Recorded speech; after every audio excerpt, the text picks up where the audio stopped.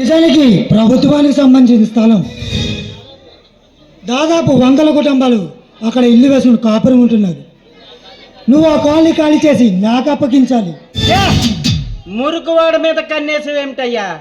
అయినా అంతమందిని ఖాళీ చేయాలంటే చాలా కష్టం అనుకుంటా. కష్టం అనుకునే నిన్ను కాంటాక్ట్ చేశాను.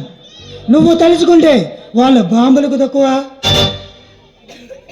వాళ్ళ ఊరికి ఎక్కువ, వాళ్ళకాడుకు తక్కువ.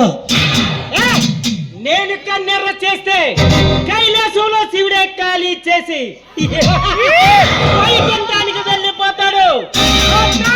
ఈ అలగా జనం నాకు లెక్కేంటి? ఎంతకు ఆ స్థలాన్ని నువ్వేం చేసుకుంటావు?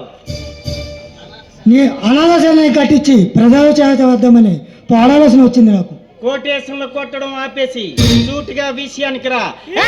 నువ్వు ప్రజాసేవ చేయడం అంటే గేదెల గడ్డి తింటే మానేసి అన్నం తింటాయి. నీ దుంపదగా మా గొప్పగా సెలవిచ్చావయ్యా. నీ బుర్రందు చూసావు, అది కాన్వెంట్కి ఎక్కువ, కాలేజీకి తక్కువ. కోటేశ్వరంలో కొట్టడం ఆపేసి సూటిగా విషయానికి రా. అమాయక జనం ముందు మీటింగులు చెప్పినట్టు నచ్చ పెట్టకుండా అసలు విషయం చెప్పు.